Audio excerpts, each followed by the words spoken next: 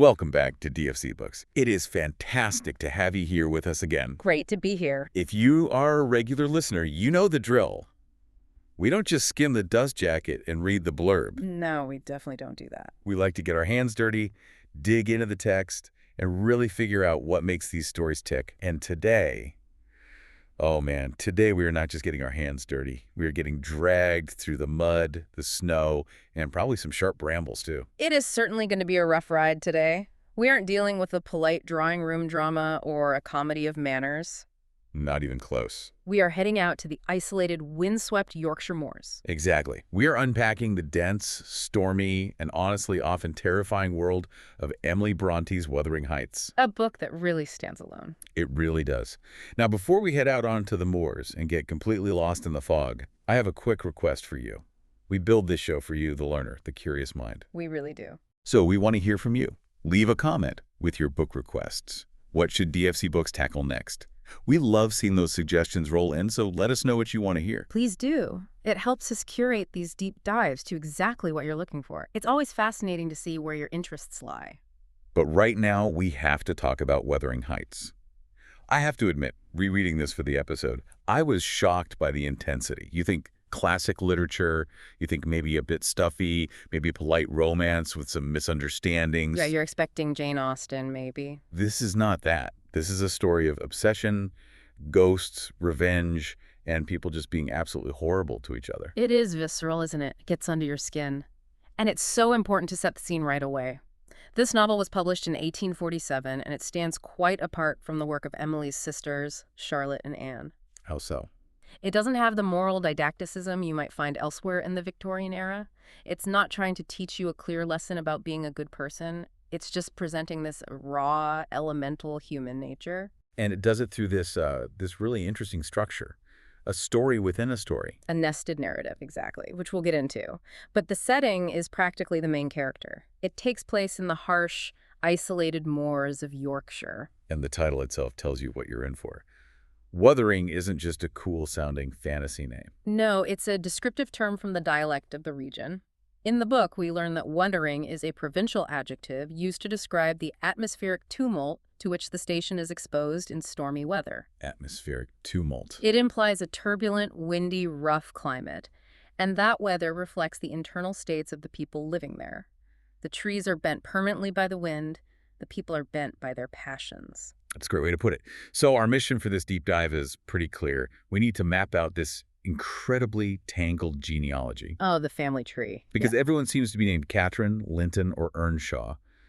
And we need to understand this cycle of abuse and revenge. And we are going to pinpoint the pivotal moment in every single chapter that drives this tragedy forward. Because it is a tragedy, make no mistake. It's about how trauma echoes through generations. All right, let's unpack this. Segment 1, the dramatis personae. The cast of characters. We need to get this straight before we start the timeline because, like you said, the names get recycled and it can get confusing fast. Absolutely. We should start with our guides, the outsiders. The story is filtered through them, which is a brilliant narrative device by Brontë. So first up, we have Mr. Lockwood. Yes, Mr. Lockwood, the guy who kicks the whole thing off. He's the tenant at Thrushcross Grange, which is the fancy estate down in the valley. And he describes himself as a bit of a misanthrope, doesn't he? Yeah. He's looking for a perfect misanthropist's heaven. He says that, but his actions suggest otherwise. He's actually quite social, a bit bumbling, and honestly, he represents the reader. He is us. He is the listener's entry point. He's the city gentleman who walks into this house of madness and is completely confused by the chaos he finds at Wuthering Heights. He fancies himself this hardened loner, but when he's faced with real isolation and real darkness, he's totally out of his depth. He can't handle it at all. He thinks he's dark and brooding, and then he meets Heathcliff and realizes he's a complete amateur. Exactly. He's playing at misanthropy. Heathcliff is the genuine article. And then we have the real storyteller, Nellie Dean. Ellen, or Nellie Dean. She's the housekeeper. She grew up with the Earnshaws. She's the one who actually narrates the majority of the history to Lockwood. Now, this is a really important point you brought up earlier. Nellie isn't just a camera. No, absolutely not. She isn't a passive observer. It is crucial to remember that. Right, she's in the mix, she has opinions, she's got skin in the game. Strong ones. She dislikes Heathcliff from the start. She aligns herself with civilization and order, with the Lintons' way of life. And she meddles. Constantly. Throughout the book, she interferes in the plot, hiding letters, revealing secrets, or orchestrating meetings. She represents common sense and traditional morality in a house that has completely abandoned both. So we're getting her version of the story. We're always getting Nellie's version, so we always have to ask, is this exactly what happened, or is this how Nellie saw it, or maybe how she wants Lockwood and us to see it? Okay, that's a great frame. So let's get to the first generation, the Storm. The people who started it all. And we have to start with Heathcliff. The anti-hero, or perhaps the villain. It really depends on where you are in the book and who you ask. He's found as a homeless child, right? Yeah. Described as gypsy-like. Yeah. Dark skin, speaking a gibberish that nobody understands. Exactly. Old Mr. Earnshaw finds him on a trip to Liverpool and brings him home in a greatcoat pocket. Just tucks him in and brings him home. And that sets the tone for his whole life, doesn't it? He's an outsider from day one. He doesn't even have a proper name. Precisely. Heathcliff is his only name. It serves as both his first and last. That otherness is vital. He is rejected by society and the family, except for Catherine and the old man. And his traits. I mean, he's the definition of brooding. He is vengeful, brooding, and capable of immense cruelty. But, and this is the key to his character, he is also capable of a love that literally transcends death. It's this all-consuming passion. It is. He is abused as a child, and he spends his adulthood visiting that abuse upon others. He is a classic case of the victim who becomes a victimizer. You can pity him and be terrified of him at the same time. And the object of that obsession is Catherine Earnshaw, the mother. Not to be confused with her daughter, Kathy. Yes, the first Catherine. Catherine is, well, she's a force of nature. She's wild, passionate, arrogant. She's not the typical Victorian heroine who sits by the fire in a braid. No, she's out on the moors, barefoot, running wild with Heathcliff. She is constantly moving, constantly emotionally volatile. She's selfish and manipulative, but also magnetic. You can't look away from her. She loves Heathcliff, but she's also pulled toward the fancy life, right? That is the central conflict of her existence. She loves Heathcliff because, as she says in that famous line, he is more myself than I am. I am Heathcliff. It's an ontological connection, a connection of being. They see themselves as two parts of the same whole. But she marries Edgar Linton for status. She acts as the catalyst for every single bit of conflict in this book. Her choice is the fault line that the entire tragedy splits open on. Speaking of Edgar Linton, he's the polar opposite of Heathcliff, isn't he? Completely. He lives at Thrushcross Grange, down in the civilized valley. He's fair, blue-eyed, wealthy, soft, civilized. Everything Heathcliff isn't. If Heathcliff is the granite rock of the moors, Edgar is the foliage in a cultivated garden. He's a good man, mostly. He's kind and loving to Catherine, but he's weak in comparison to the raw energy of the heights. He represents culture and society. And we can't forget Hindley Earnshaw, Catherine's brother. He's sort of the original villain of the piece. Hindley is the one who starts the cycle of hate. He hates Heathcliff immediately because his father, old Mr. Earnshaw, favors the orphan over his own son. There's that primal sibling jealousy. Turned up to 11, Hindley becomes a tyrant, a drunken gambler, and he effectively ruins the family fortune. He's the one who brutalizes Heathcliff as a child. He teaches Heathcliff how to hate. So Heathcliff's revenge later on, it's not unprompted. It's learned behavior. It's a direct reflection of the cruelty he was shown by Hindley. There's also Isabella Linton, Edgar's sister. Poor Isabella. She serves as a tragic warning. She's infantile and gets infatuated with the romantic idea of Heathcliff. She sees the dark, brooding man and thinks he's a hero from a novel. A Byronic hero, exactly. Someone she can fix or tame. But she finds out the hard way that he's a fierce, pitiless, wolfish man. He marries her purely to get at Edgar and to gain control of her money. It's an act of cold, calculated revenge. Her story is just brutal. It is. It's a harsh critique of sentimental, romantic novels of the time. Real-life monsters don't get redeemed by the love of a good woman. And finally, for the first generation, we have Joseph. You cannot forget Joseph, the elderly servant. He speaks in this very thick Yorkshire dialect, which can be a real challenge to read on the page. Oh, absolutely. You almost need a translator. He's constantly quoting the Bible, he's judgmental, he's a self-righteous Pharisee. He hates everyone, but he remains loyal to the family line in his own twisted way. He adds this layer of grim, dark humor to the misery. He's been there forever and will be there forever, judging. Okay, so that's the powder keg. Moving to the second generation, the Echo. These are the kids who inherit the mess. And first we have Hareton Earnshaw, Hindley's son. And Heathcliff gets his hands on it, right? This is where the revenge gets really specific. Yes. Heathcliff raises Hareton. And in a perfect symmetrical twist of revenge, he raises Hareton exactly how Hindley treated Heathcliff. So he turns him into a servant in his own home. He degrades him, keeps him uneducated. Lockwood calls him a clown and a dunce. But underneath that rough exterior, Hareton has a noble spirit. He's physically strong and handsome. He has the Earnshaw eyes. He is the diamond in the rough. He's what Heathcliff could have been, in a way. In many ways, yes. If someone had shown him kindness. Then there's Catherine Linton, or Kathy. It's the Catherine Edgar's daughter. The second Catherine. She's a fascinating mix of her parents. She has the Earnshaw eyes, dark and beautiful, but the Linton fair skin and golden hair. So she's a physical blend of the two houses. And a temperamental one, too. She's spirited and saucy, like her mother, but she has a gentleness and kindness that her mother lacked, which comes from Edgar. She's civilization and wildness combined. She represents the possibility of a balance between the two worlds. And the third piece of this very sad, twisted love triangle is Linton Heathcliff. Heathcliff and Isabella's son. A tragic figure, really. He is pale, sickly, peevish, demanding, and cruel. He's a completely unsympathetic character, but you also feel for him because of his situation. He's just a tool. He is a pawn in Heathcliff's game. He combines the worst of both parents, the Linton weakness and the Heathcliff cruelty, but without the strength to back it up. He is terrified of his father, and he manipulates Kathy out of that fear. And just to round it out, there's Zillah, the housekeeper, in the later timeline. Exactly. She's our eyes and ears at the heights when Nellie isn't around. Practical, stout, doesn't put up with much nonsense from anyone. So that's our cast. That's everybody on the board. Now let's get into the history. Segment 2, chapters 1 through 9. This is the setup and the split, the story of their childhood. It starts in 1801 with Lockwood's perspective. Chapter 1, the event is the meeting. Lockwood, our narrator, goes to visit his landlord, Heathcliff. And it goes poorly. Terribly. Lockwood expects a neighborly chat. He's a city guy. He doesn't get it. Instead, Heathcliff is incredibly reserved, hostile even. And the house itself is a character. It is described vividly here. Wuthering Heights is built strong, with narrow windows deeply set in the wall to withstand the wind.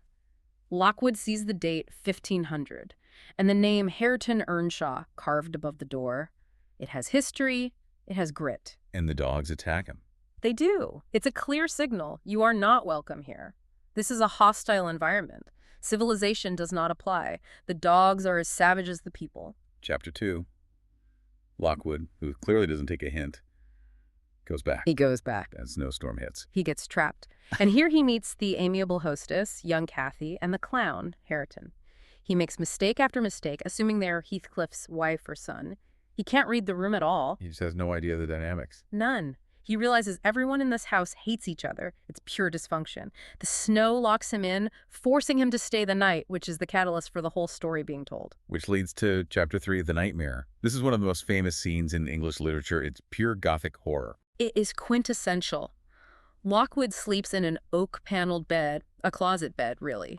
He finds Catherine Earnshaw's old diary written in the margins of her books. He reads about her childhood and Hindley's tyranny. So he gets a little taste of the backstory before the dream. Just enough to prime his subconscious. And then he falls asleep and has two nightmares. The second one is the one everyone remembers. The hand at the window. He dreams a fir branch is tapping on the window. He gets annoyed and tries to grab it to stop the noise, but instead of a branch, his fingers close on a little ice-cold hand. Chills. Every time. It's such a terrifying image. And a voice crying, "Let me in, come home." It says it's Catherine Linton. Lockwood, in pure terror, rubs the child's wrist against the broken glass to make it let go. It's incredibly violent and cruel. Which is an interesting reaction for our civilized narrator. It shows that even he has a capacity for cruelty when he's afraid. And Heathcliff hears the scream and comes in. And his reaction is the tell. It is heartbreaking. He isn't scared of a ghost. He is desperate for it. He tears open the window and begs the ghost to come in. Come in, come again, he sobs. It's pure anguish. It establishes immediately that this man is haunted by a love he cannot let go of. He prefers the ghost to the solitude. And this frames the entire story that Nellie is about to tell. We know the ending, in a way. We know it ends in this profound, haunting grief. So that frames the story. Then chapter 4, Nellie Dean starts her narration. We go back in time. The event here is the adoption. Old Mr. Earnshaw goes on a trip to Liverpool and comes back with this dirty, ragged, black-haired child. Just finds him on the street. That's the story we get. He names him Heathcliff, the name of a son who died in childhood. It serves as both his first and last name, forever marking him as an outsider. And the family dynamic shatters instantly. Instantly. Hindley, the true son and heir, hates him. He sees him as a usurper of his father's affection. But Catherine, his sister, becomes his inseparable friend. They are two against the world, running wild on the moors. They find in each other a kindred spirit. Chapter 5, the death of the patriarch. Old Mr. Earnshaw dies. And this is the major power shift.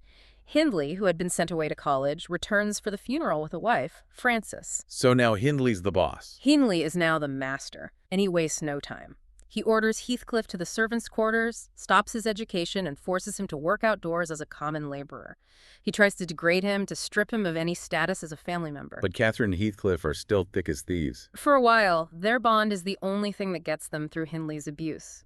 Until chapter 6, the window scene. This is a huge turning point. This is crucial. Heathcliff and Catherine sneak down to Thrushcross Grange to spy on the Lintons. They look through the window and see Edgar and Isabella fighting over a little dog in this beautiful, warm, well-lit room. It's another world. It looks like a splendid place. Crimson carpets, gold borders. It represents wealth, comfort, and civilization. Everything the Heights is not.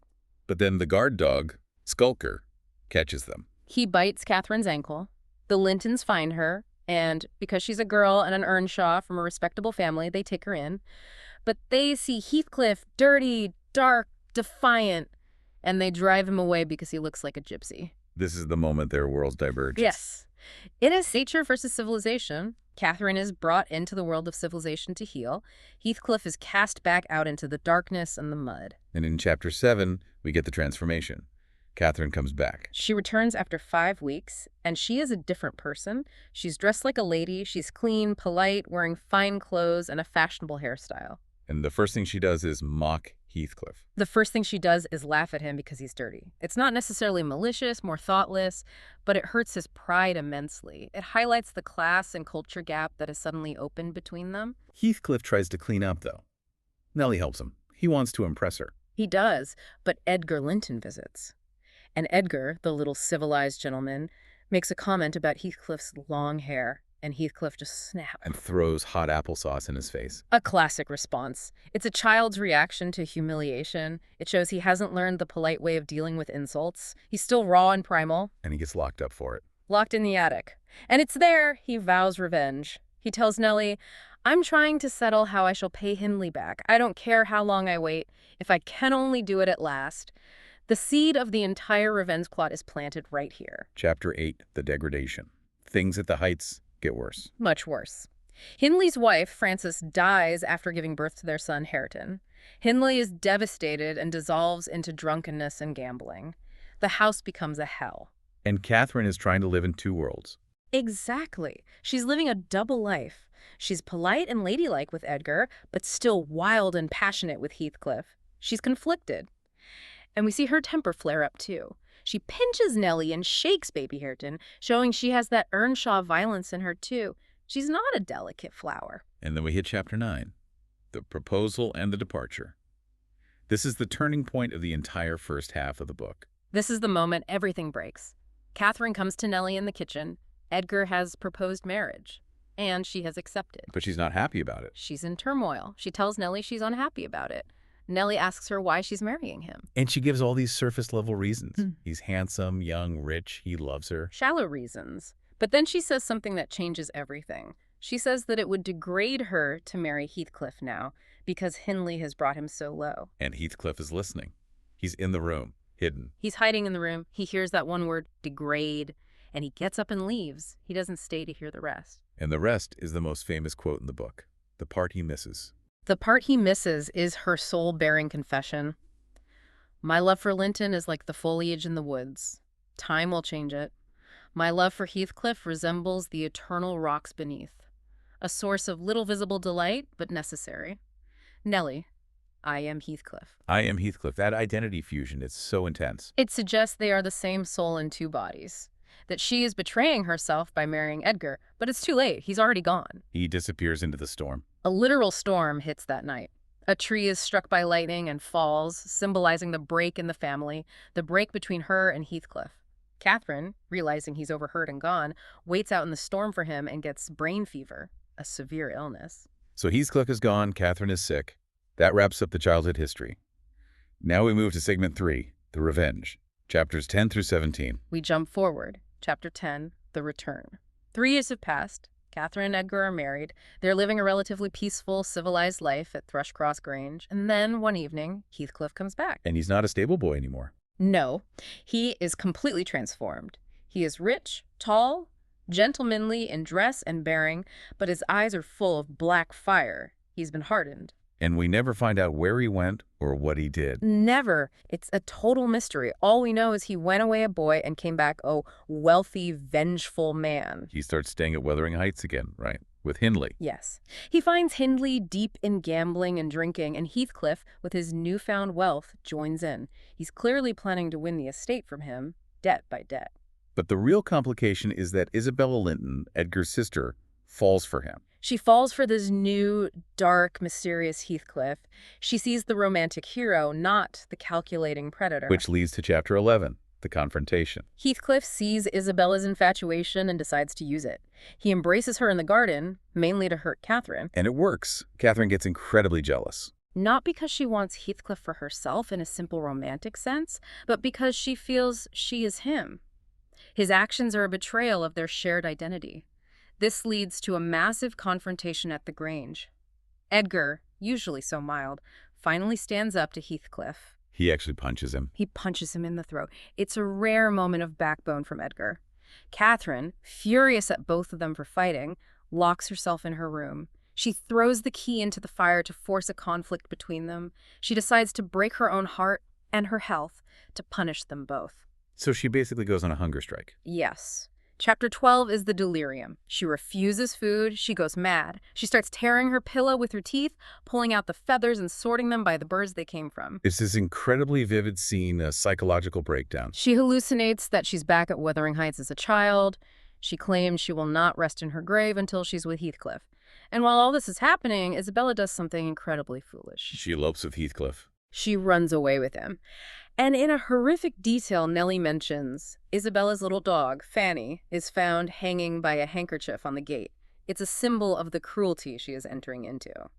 Heathcliff did it to show her what he's capable of. Chapter 13, the aftermath. Catherine recovers a bit physically, but she's mentally altered, and she's pregnant now. And we get a letter from Isabella to Nellie. It's a plea for help. She describes the absolute horror of living at Wuthering Heights, the dingy hole, the abuse from Hindley, Joseph's constant preaching, and Heathcliff's absolute unvarnished cruelty to her. He tells her that he never loved her and that her suffering amuses him. She realizes she has made a terrible mistake. A catastrophic one. In chapter 14, Nellie goes to visit the Heights, the ultimatum. Heathcliff is almost gleeful in his cruelty to Isabella. He asks Nellie about Catherine. He expresses pure contempt for his wife, calling her a pitiful slut in some editions. He then demands a meeting with Catherine. He threatens to hold Nellie prisoner if she doesn't arrange it. He is obsessed. Which brings us to chapter 15, the final goodbye. This scene, it's just so raw. It is the emotional climax of the first generation. Heathcliff breaks into the Grange while the family is at church. He goes to Catherine's room. She is pale, wasted, clearly dying. And they don't just hug and cry, they fight. It's not a gentle deathbed scene. Not at all. It's violent. They accuse each other. Heathcliff grabs her and says, "Why did you betray your own heart, Kathy?" He tells her she killed herself by marrying Linton. She says he and Edgar have broken her heart. It's this maelstrom of passion, blame, and grief. She collapses in his arms, and he refuses to let her go. Chapter 16, Death and Birth. That night, Catherine dies, just a few hours after giving birth to young Kathy, a 7-month preemie. Heathcliff has been waiting in the garden all night. When Nellie comes out to tell him, he doesn't pray for her soul or for her to find peace. No, he prays for the opposite. It's one of the most chilling and passionate speeches in the book. He says, "Catherine Earnshaw, may you not rest as long as I am living. You said I killed you. Haunt me then. Be with me always. Take any form, drive me mad. Only do not leave me in this abyss where I cannot find you." He bangs his head against a tree trunk until it bleeds. It is absolute consuming grief. He would rather be haunted than be alone. Wow. And the fallout from that continues in Chapter 17, The Escape. A few days after Catherine's funeral, things explode at the Heights. Isabella finally escapes. There's a chaotic, violent scene. Hindley tries to shoot Heathcliff. They get into a brawl with knives and pokers, and Isabella takes her chance and runs. She runs all the way to the Grange. In the snow, breathless, laughing hysterically, she tells Nellie the whole story and then leaves the area for good. She moves near London and later gives birth to a son, Linton. And what happens to Hindley, the man who started it all? He drinks himself to death within 6 months of Catherine's death. And because Heathcliff has been gambling with him and holds all his mortgages, Heathcliff becomes the legal owner of Wuthering Heights. He's won. He is now the master. And he takes custody of Hindley's son, Hareton, and he tells Nellie exactly what he plans to do. "Now, my bonny lad, you are mine, and we'll see if one tree won't grow as crooked as another with the same wind to twist it." He plans to replicate his own degradation onto Hareton. The cycle of abuse begins anew. Exactly. Wow. Okay, that brings us to the end of the first generation. That is a lot of trauma to unpack. We're going to take a very quick break here. Indeed. A breather is definitely needed. If you are enjoying this deep dive into the darkness of the human soul, and hey, who isn't? Make sure you subscribe to the podcast feed. You do not want to miss our future breakdowns of classic literature. We have some great stuff coming up. We'll be right back with the second generation. And we are back. We fast-forwarded about 12 years. We are into segment 4, the second generation, chapters 18 through 26. So to recap the new status quo, Catherine is dead. Heathcliff is the master of Wuthering Heights, raising Hareton in ignorance. And Edgar is raising young Cathy in protective isolation at Thrushcross Grange. He's created this little bubble for her, which of course is about to burst.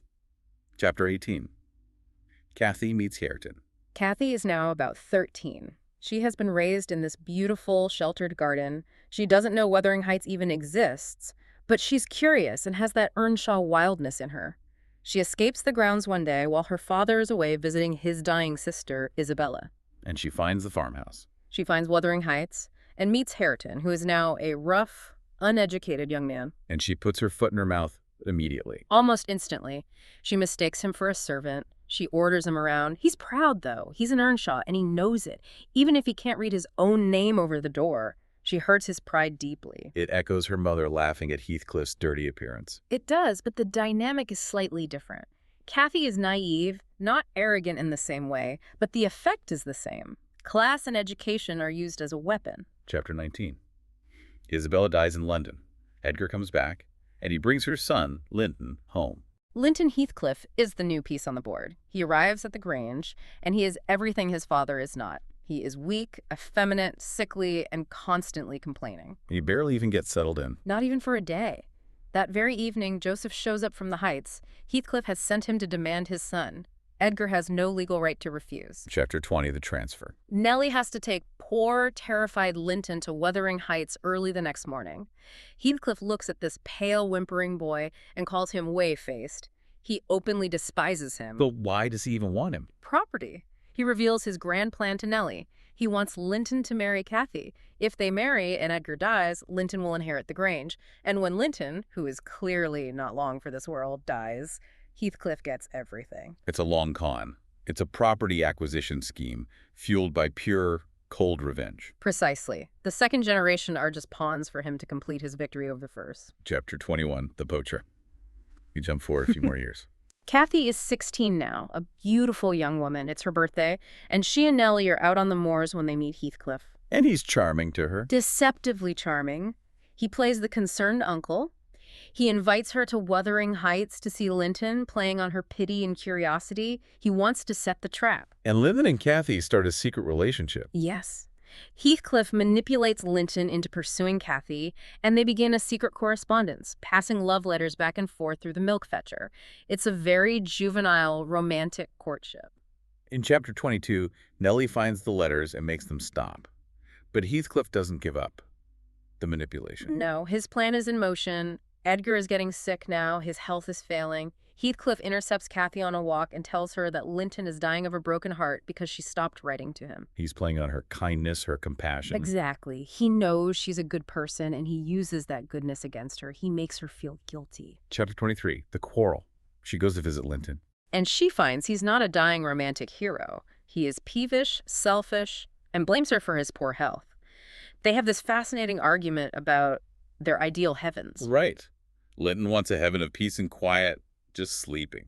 While Kathy wants a heaven that is full of motion and life and energy, it perfectly sums up the difference between the weak, dying Linton world and the vibrant, if dangerous, Earnshaw world. They do reconcile, but it shows how incompatible they really are. Chapter 24, The Revelation. Kathy starts sneaking out nightly to visit Linton at the Heights. During one of these visits, Hareton, who has been trying to learn to read to impress her, proudly shows her that he can read his own name. And she mocks him for it. She laughs at him, calling him a dunce. It's a cruel moment, a repeat of her mother's worst tendencies. Hareton is crushed. Meanwhile, Nellie discovers the secret visits and tells Edgar. And Edgar forbids them. He forbids her from ever going to Wuthering Heights again. Chapter 25, The Premonition. Edgar is now clearly dying. He's getting weaker by the day, and his main worry is Kathy's future. He doesn't want Heathcliff to get control of her. So he softens his stance. He agrees to let Linton visit Kathy at the Grange, hoping to secure her future by marrying her to her cousin. But he has no idea how sick Linton is. No, he thinks Linton is just a bit frail. He doesn't know that Heathcliff is essentially racing against death to get the marriage to happen before Linton dies. Which leads to Chapter 26, The Terror. This is a very unsettling chapter. It is. Kathy and Nellie go to meet Linton on the moors, halfway between the houses. And he's not just sick, he's terrified. He can barely talk, he keeps looking back at the house. He's clearly acting under duress. He's a puppet, and Heathcliff is pulling the strings. He's terrified of his father. He's luring Kathy into a trap, and you can see the fear and self-loathing on his face as he does it. And now we're at segment 5, The Climax and Resolution. Chapters 27 through 34. This is where Heathcliff's plan comes to a head. Chapter 27, The Kidnapping. Heathcliff appears. He says Linton is too weak to go to the Grange, so Kathy must come to the Heights. Against her better judgment, she agrees. And as soon as they're inside, he locks the door. He traps Kathy and Nellie inside Wuthering Heights. He tells Kathy she is not leaving until she marries Linton. His plan is no longer subtle. It is brute force. Edgar is on his deathbed, and Kathy's desperate to get back to him. And Heathcliff uses that desperation. He holds her prisoner for days. He even beats Kathy when she resists. It's one of his most villainous moments. Finally, he forces her to marry Linton in a hurried, cruel ceremony. Chapter 28, The Escape. After the wedding, after days of captivity, Nellie is finally released. Heathcliff lets her go to spread the story that Kathy is fine. Kathy, meanwhile, manages to escape with a little bit of reluctant help from Linton, who is also a prisoner. She gets out through a window, right? Yes, the window of her mother's old room. She escapes and runs back to the Grange just in time to see her father, Edgar, one last time before he dies. He dies believing she is happy and secure. Chapter 29, The Grave. After Edgar's funeral, Heathcliff shows up. He comes to Thrushcross Grange to claim his property, which now includes Kathy since she's married to Linton, his son. He tells Nellie an astonishing and disturbing story. About digging up Catherine's grave. He says he bribed the sexton to open Catherine's grave. He wanted to see her face again. And he loosened the side of her coffin so that when he is buried next to her, their dust will literally mingle. His obsession goes beyond life, beyond the flesh. And then he drags Kathy back to the Heights. Yes. She is now his prisoner and his servant. Her life at the Grange is over. Chapter 30, Linton's death. A few weeks later, Linton dies in the night. Heathcliff shows absolutely no sorrow. He tells Nellie, I won't spend a farthing on him. He got what he wanted from the boy. With Linton dead, Heathcliff is now the legal master of both Wuthering Heights and Thrushcross Grange.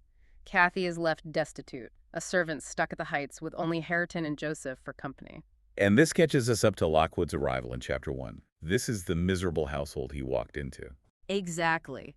Nellie's story has come full circle. Chapter 31, The Present. Lockwood is about to leave the area and goes to the Heights to say goodbye. And he sees a little scene that gives us a glimpse of the new dynamic. He sees Kathy trying to teach Hareton to read, but she's still mocking him, and he gets frustrated and throws his books in the fire. The cycle of cruelty and pride isn't broken yet. But there's a hint that it could be. He's trying. He is trying. Okay, now the epilogue.